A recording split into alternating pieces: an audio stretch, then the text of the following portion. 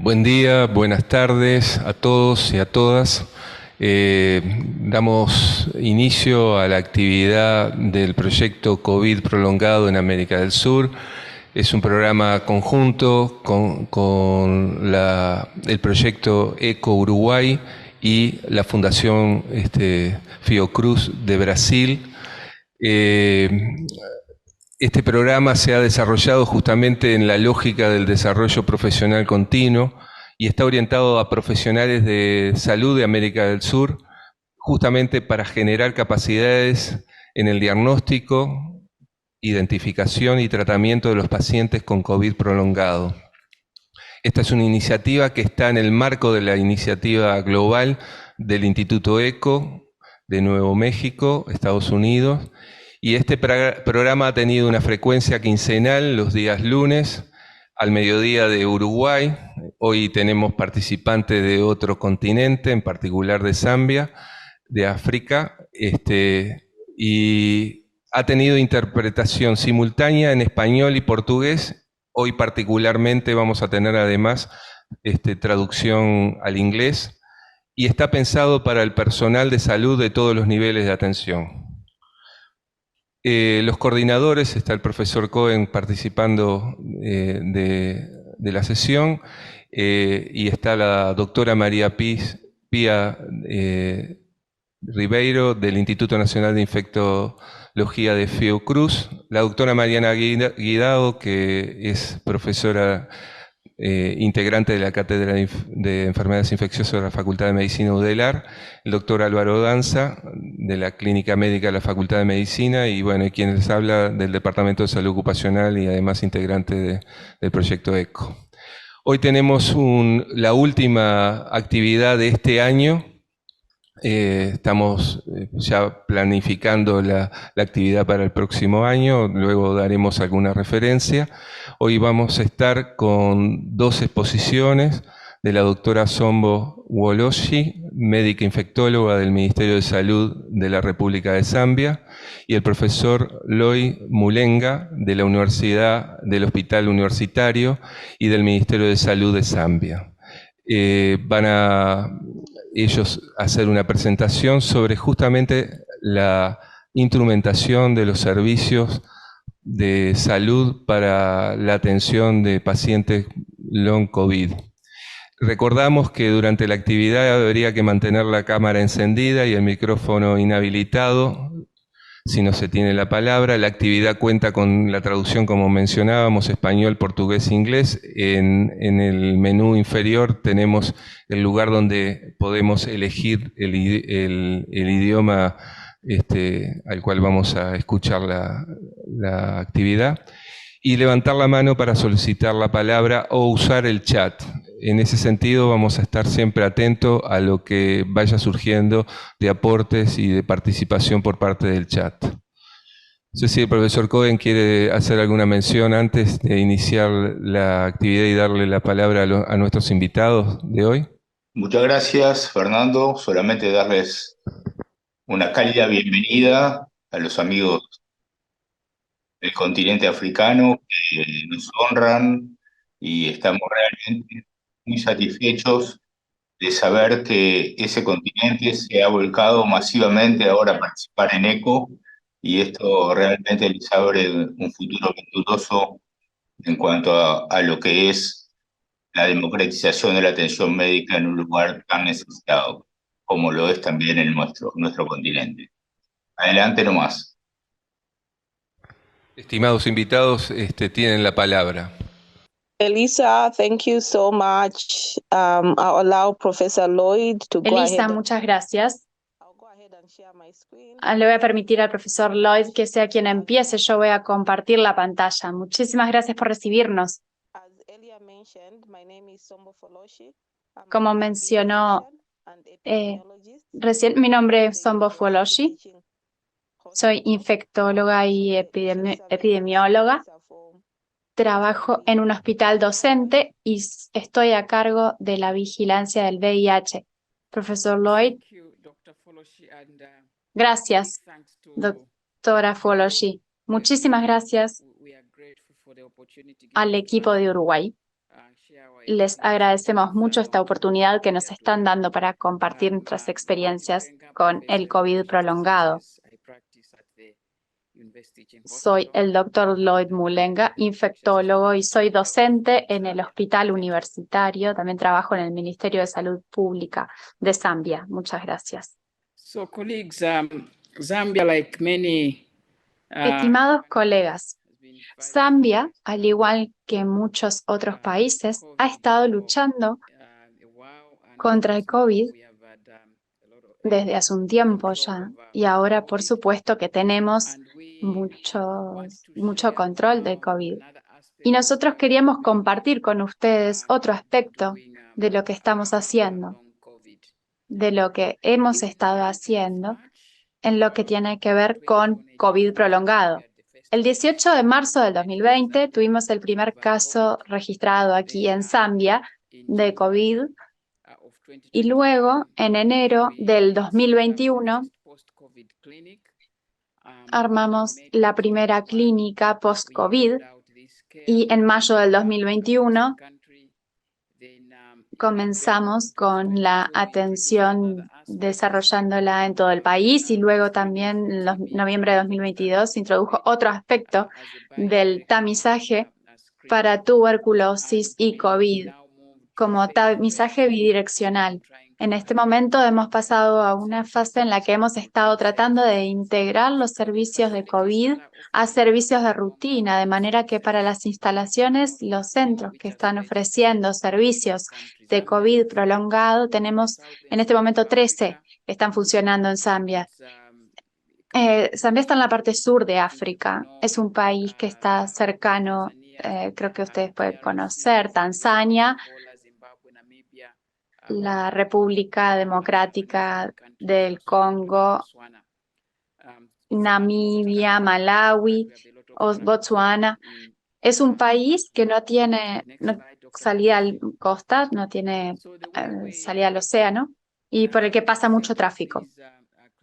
La manera como nosotros armamos estas clínicas,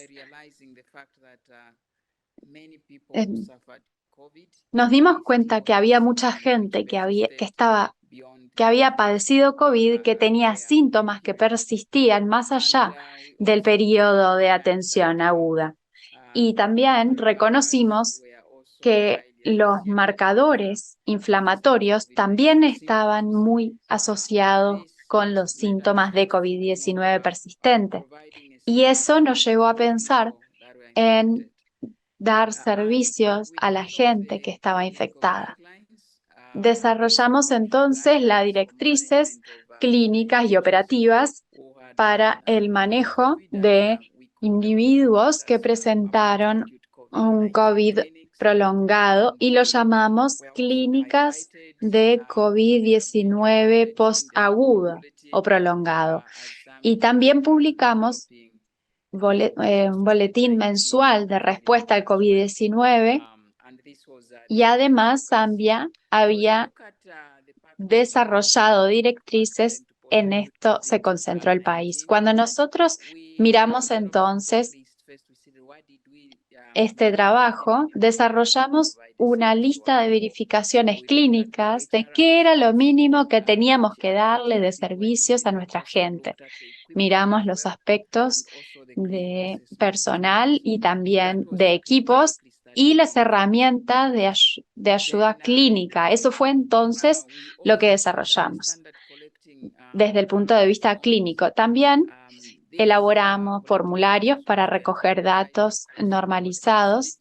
Estos formularios se estandarizaron a través de todos los centros, incluyendo uno en el que nos fijamos en las condiciones a nivel de base, de manera que también tenemos los datos demográficos y luego los antecedentes médicos de los pacientes y la medicación que podría haber estado recibiendo esa gente. También porque tenemos altas tasas de tuberculosis en el área, incluimos los datos vinculados a tuberculosis.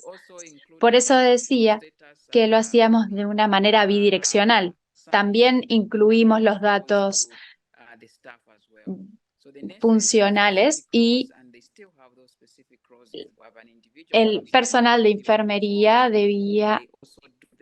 tenía funciones muy especiales, muy específicas, como el hacerse a cargo del formulario clínico, llenando los datos vitales y los parámetros demográficos correctamente, y los médicos también registran información. Son individuos que derivan a determinados servicios especializados como fisioterapia, por ejemplo, donde también se llenan formularios. Luego, observamos diseñamos un enfoque para abordar los pacientes que venían con síntomas de COVID prolongado. Definimos en ese momento que alguien que viniera con síntomas durante 3 semanas o más después de haber sido dado de alta por COVID, se le evaluaba y se lo tomaba la anamnesis. Se le hacía un examen concreto, se le hacían estudios específicos para ver cómo se presentaba el paciente. Se estudiaban también las comorbilidades, hipertensión, diabetes, insuficiencia cardíaca, obesidad, VIH.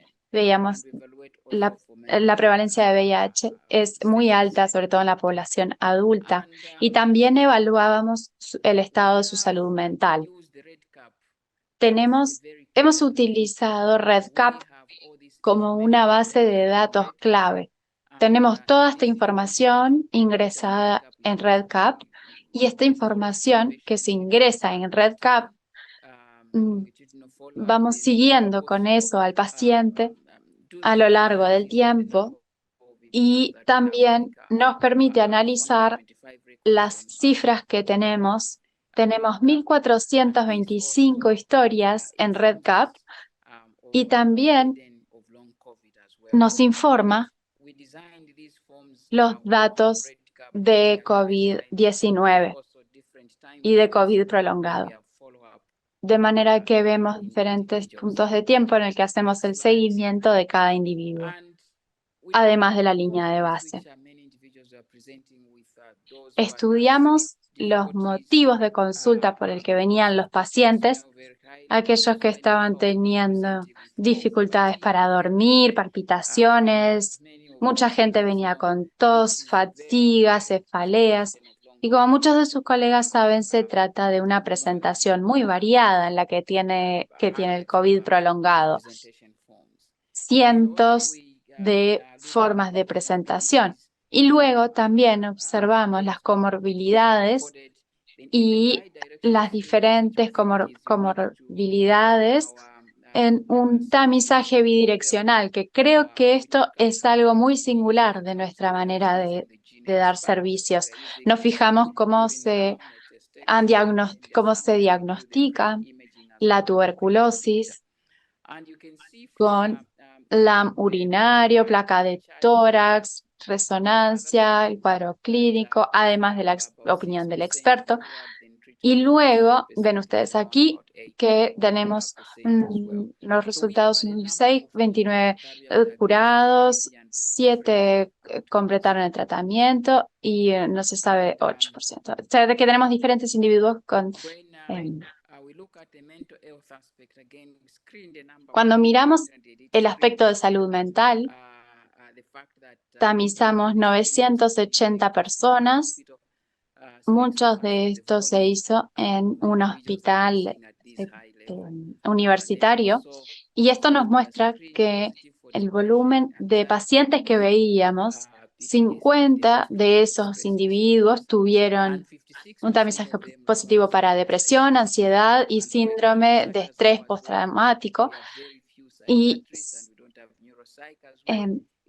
hay muy pocos psiquiatras en nuestro país, y para nosotros eso es una dificultad. La fisioterapia es otra área.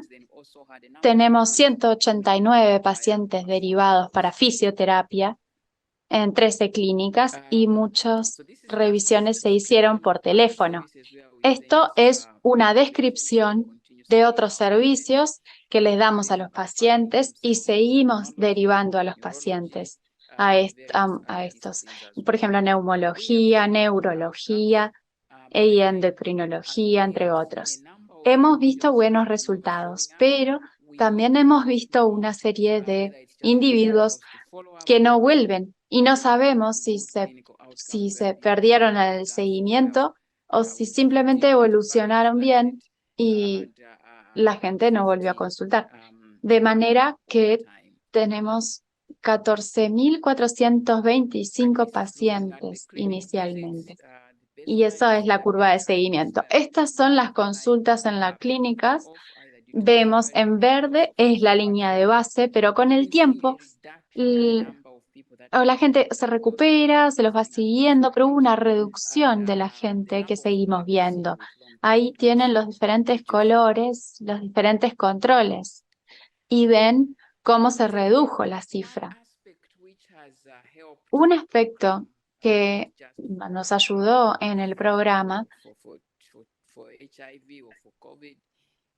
de VIH y de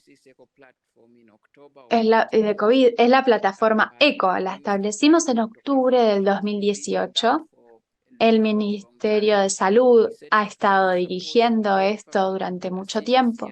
Al principio, con apoyo de PEPFAR, de CDC y HRSA y USAID también nos ayudó a establecerlo.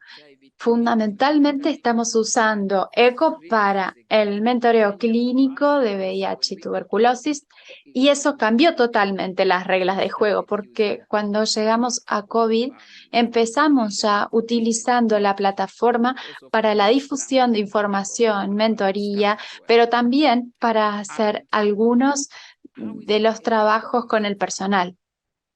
¿Cómo está evolucionando ECO hasta ahora?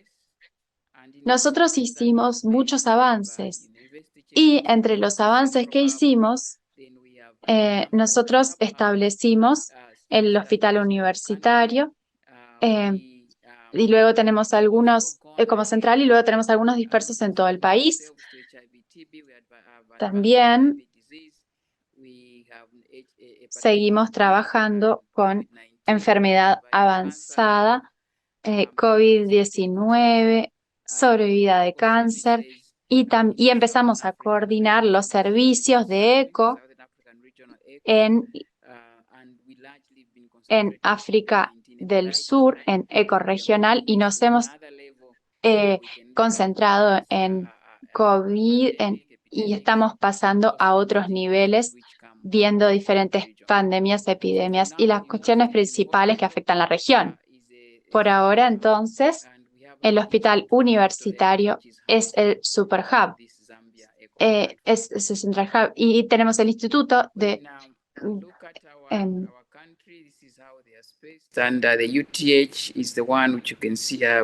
Cuando vemos nuestro país, allí ven el trabajo de la universidad del lado sur del país y ven ustedes los diferentes los hubs y provinciales en las diferentes provincias y tenemos otros centros radiales.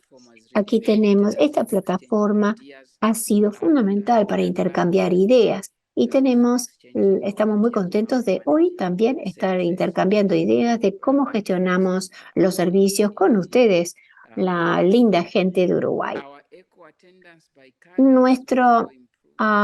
Nuestra asistencia de ECO por cadre también ha variado mucho. Vemos también que hay muchos países en nuestra región que ayudan a participar y tenemos oficinas clínicas que son parecidas a dar asistencia médica. Hay muchos que están en zonas rurales, en dependencias rurales, y tenemos médicos que cubren alrededor de un 17% de la gente que acude. Vemos entonces que tenemos un número amplio de gente que asiste. Hemos estado mirando de qué manera poder mejorar la atención. El país se ha concentrado en COVID prolongado, en ECO, y nos concentramos en el país y también a nivel regional por SARE. ECO de la región africana del sur. Tenemos otras plataformas con telementoreo también que se han trabajado con salud digital. Allí tienen ustedes el Instituto para Salud Digital. Y ahora estamos recibiendo apoyo de la Fundación Schmidt con apoyo, con equipos, con las máquinas, con diferentes equipos, incluyendo aparatos de espirometría, tratamiento, máquinas de electrocardiograma y oxímetros de pulso. Estamos muy agradecidos por todo el apoyo.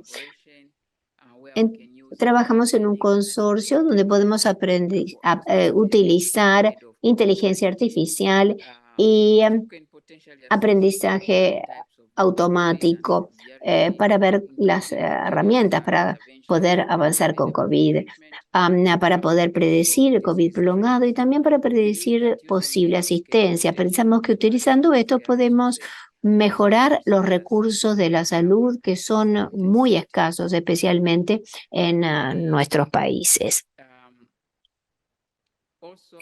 También estamos observando, más allá de esto, cómo podemos hacer que todo esto se mueva como si fuera una única pieza. Tenemos la plataforma ECO, apoyando la atención eficiente para mejorar los resultados y mejorar la calidad de los datos también. Y también nos fijamos en los datos granulares. Miramos los datos para informarnos y también nuestros mentores están vinculados. Es todo un engranaje, pero que funciona como una única pieza. Lo hemos utilizado para monitoreo del VIH y lo hemos utilizado también para COVID.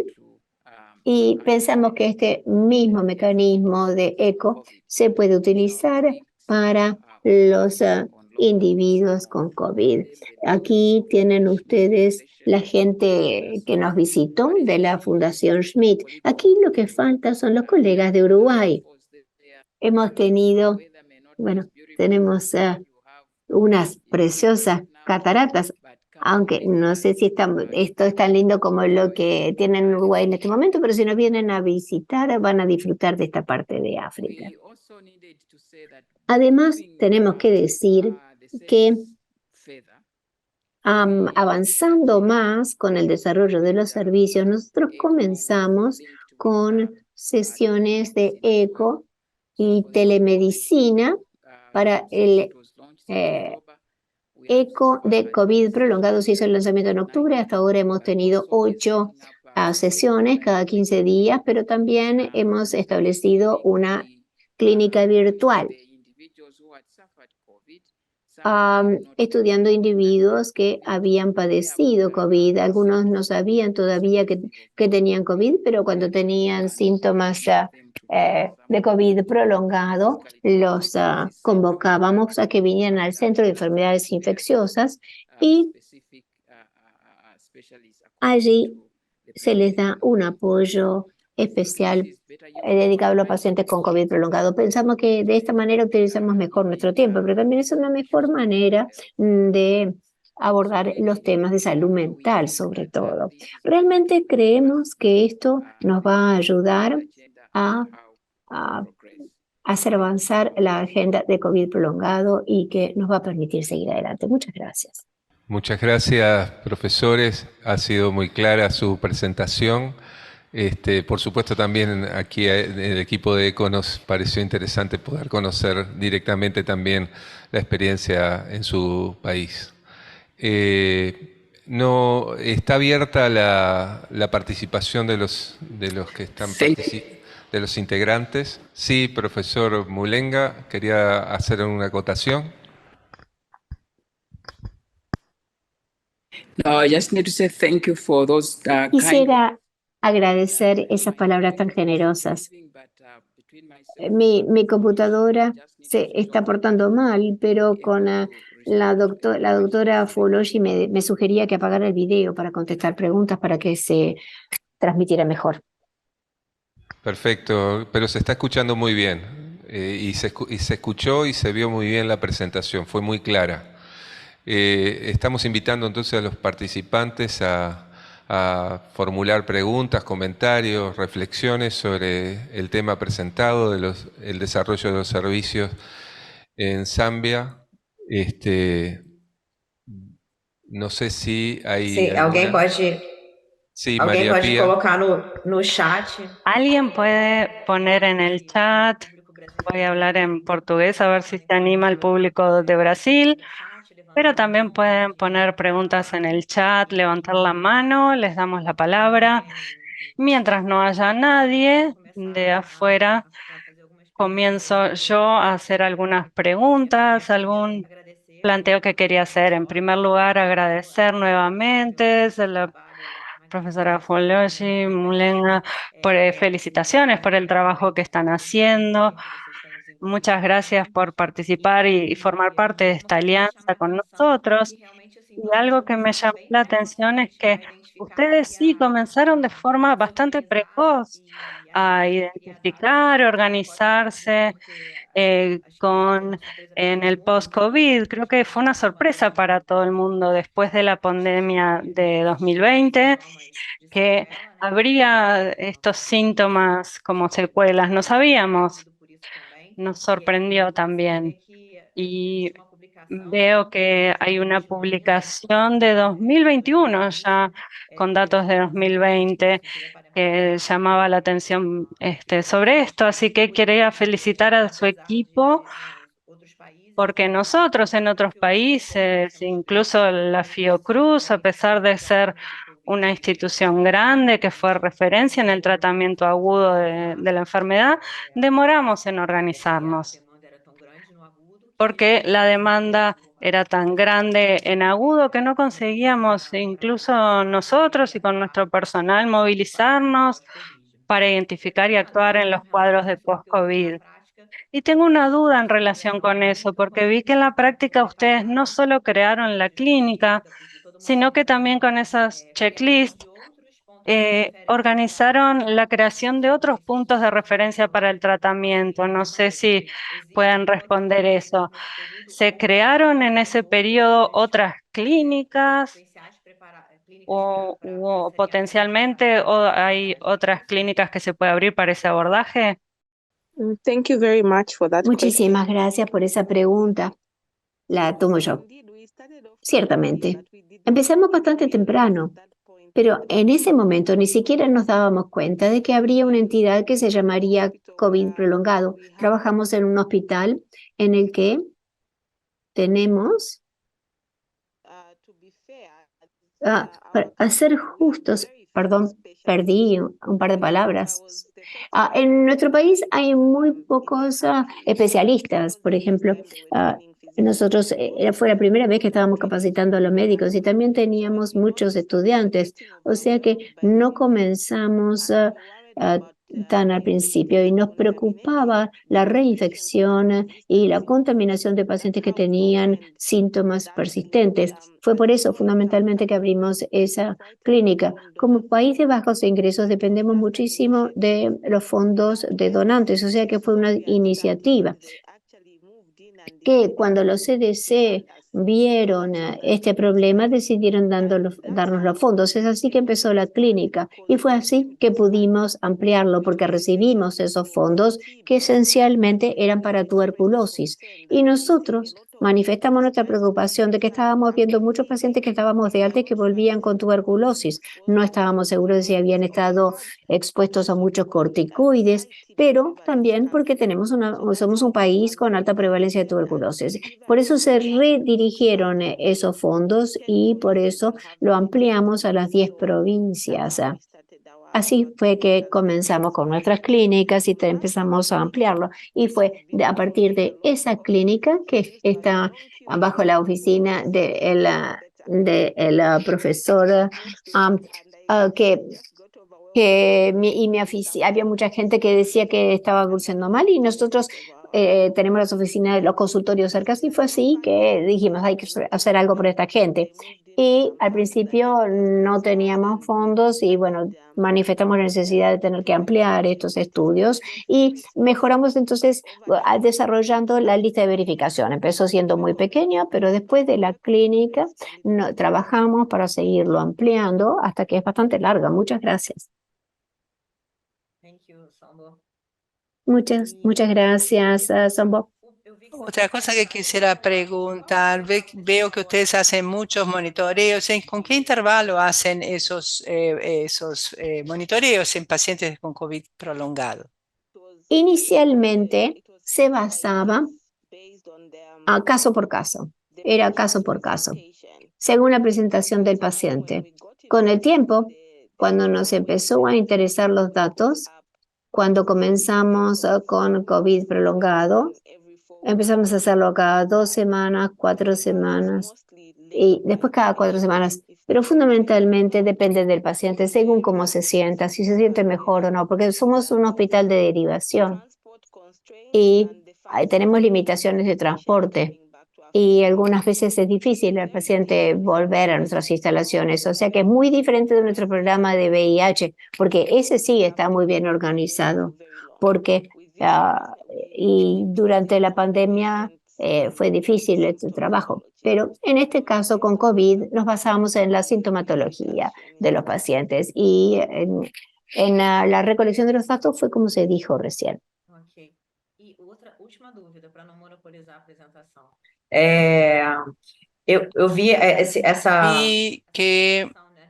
Vi la asociación entre COVID y COVID prolongado y ese estudio paralelo. ¿Hay una cohorte de VIH o los datos son recolectados en conjunto sin separar el estudio del estudio? ¿Es una pregunta o es un comentario? Una pregunta. Es una pregunta. ¿Tienen una cohorte de VIH o tienen algo parecido? ¿O todos esos pacientes están en una bolsa como que tienen VIH o solo tuberculosis? Gracias por esa pregunta. Durante la pandemia, de hecho, las pruebas de VIH se vieron afectadas dramáticamente.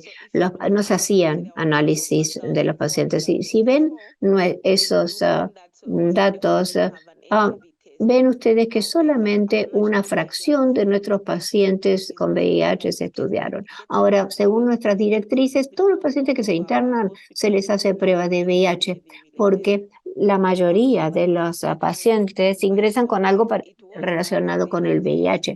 Pero eso lo hizo un colega mío, un dermatólogo, inmunólogo, que seleccionó la cohorte de pacientes VIH positivo y es separado de esta cohorte. Él tenía su propia cohorte en la clínica de enfermedades, las infecciones de transmisión sexual, de manera que allí tenían mezclados VIH positivo y VIH negativo. Y algo que no mencioné, según los fondos, estamos viendo con inteligencia artificial, vamos a volver a llamar a estos pacientes, a convocarlos para ver cómo evolucionaron sus enfermedades y vamos a hacer unas pruebas más, les vamos a hacer pruebas de VIH a aquellos que no se les había hecho. Mariana, te damos la palabra.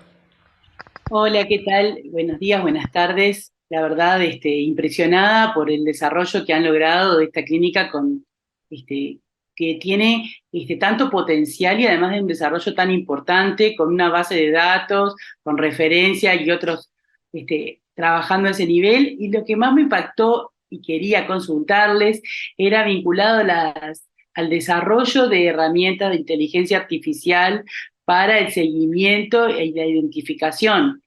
¿Cómo les está funcionando? ¿Pudieron poner en práctica ya algo de la parte de inteligencia artificial?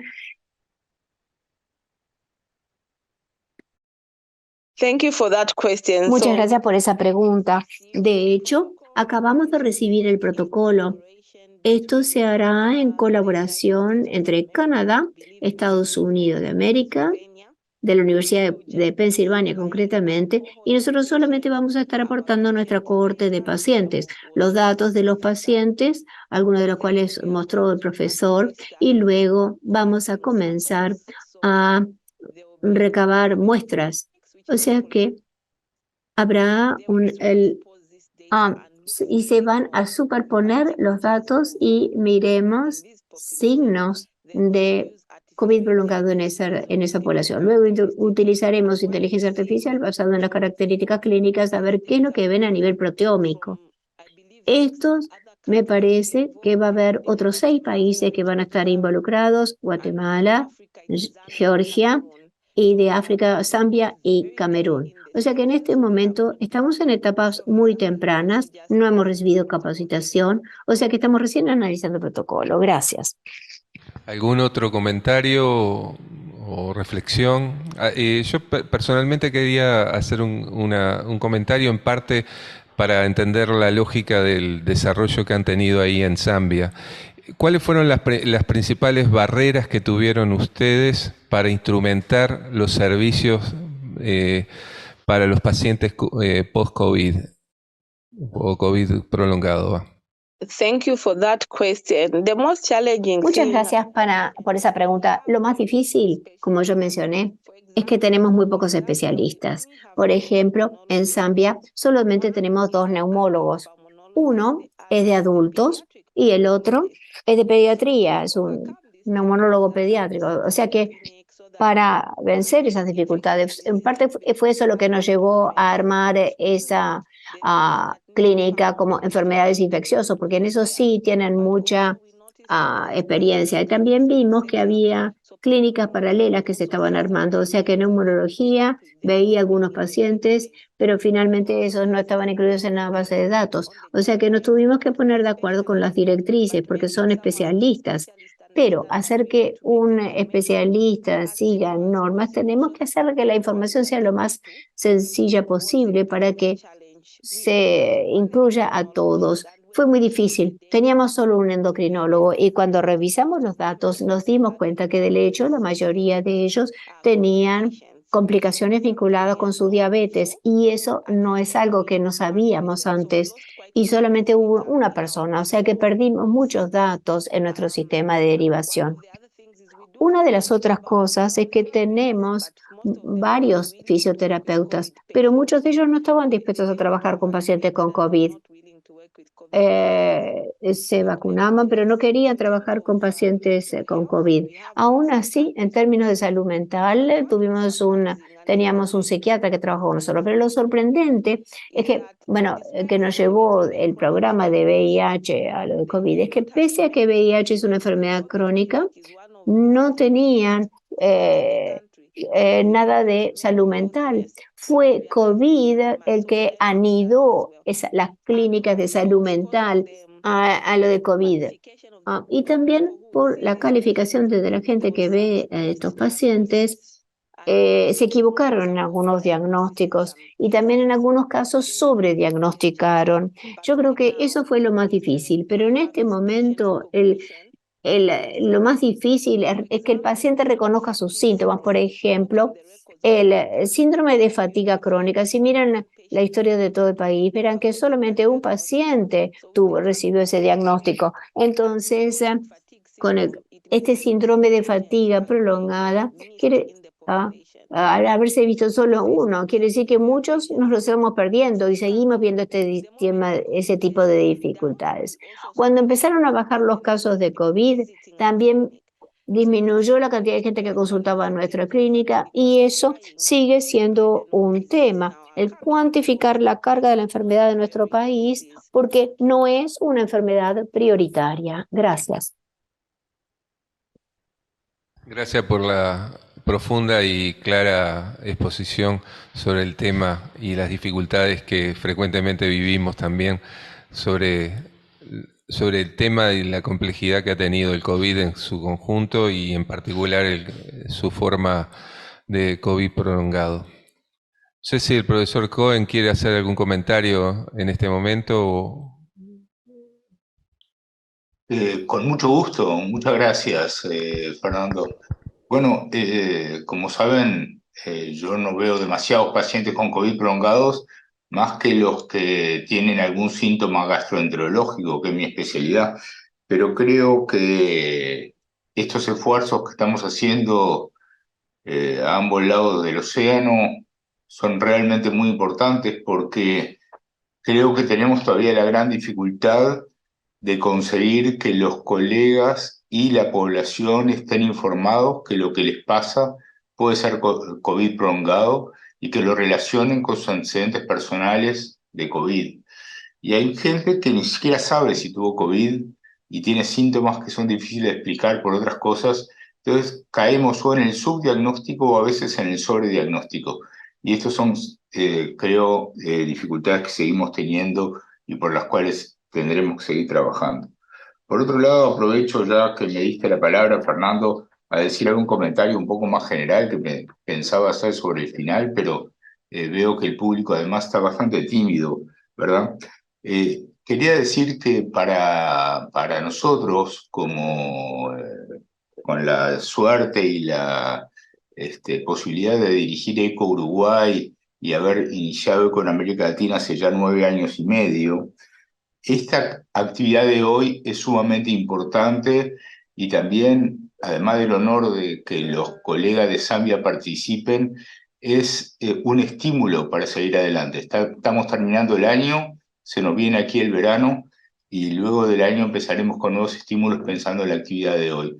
Porque creo que es la primera vez que hacemos una actividad que junte no solo a Uruguay y a Brasil, a la Universidad de la República y al Fiocruz como organizadores, sino que además a una multitud de países de Latinoamérica que están conectados hoy y un país de África, eh, respaldados por Estados Unidos con 2 instituciones, una nuestra casa madre, como es la Universidad de Nuevo México, y también la Fundación Schmidt, a las que me hago eco justamente de lo que decían nuestros colegas de Zambia, del agradecimiento, porque de la misma manera que están colaborando con ustedes, lo están haciendo con nosotros, no solo permitiendo que tengamos este tipo de actividades de intercambio científico, sino con una donación similar para instalar el primer centro de COVID prolongado en Uruguay, para tratar pacientes con COVID prolongados en Uruguay, que, como no podía ser de otra manera, se instalará en el Hospital de Clínicas, que es nuestro hospital universitario. Así que me uno al agradecimiento de la Fundación Schmidt. Es fundamental este tipo de cosas y es fundamental para este intercambio, porque como decimos siempre, ECO es todo basado en la cooperación a nivel nacional y en la cooperación a nivel internacional, ya sea dentro del continente o como podemos demostrar hoy, y ojalá siga de esta manera, entre continentes. Muchas gracias.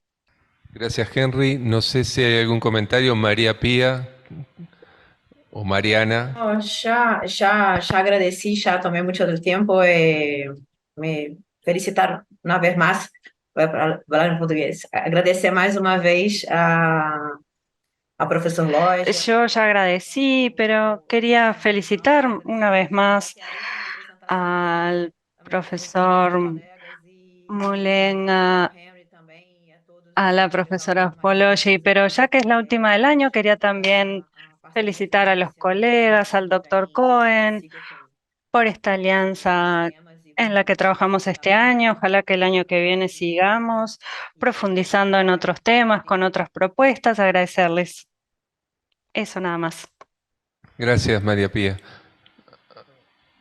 Bien, Mariana está pidiendo la palabra, así que le damos.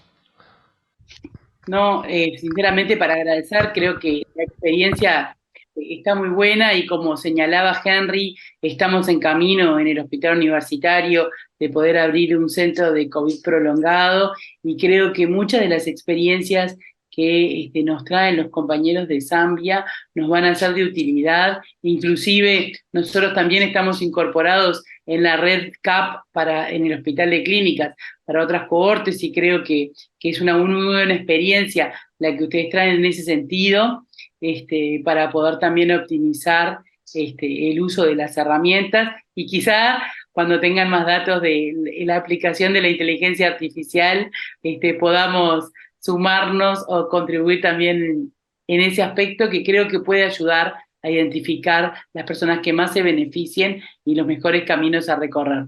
Sinceramente, muchas gracias por la presentación y apelemos a poder seguir este trabajo conjunto que sin duda suma a poder hacerlo mejor para la asistencia individual de las personas y para el crecimiento global de la asistencia de las otras personas que no las vemos directamente. Gracias. Gracias, Mariana. Bien, estamos cerrando la actividad de este año.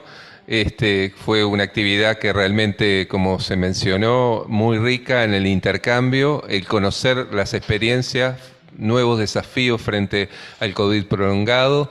La experiencia de Zambia muy rica, muestra aspectos de organización del sistema, muestra aspectos de la necesidad de gestionar mejor también los recursos existentes y la necesidad de la construcción siempre de conocimiento y formación permanente en el personal de salud, que es el eje de la calidad en la asistencia.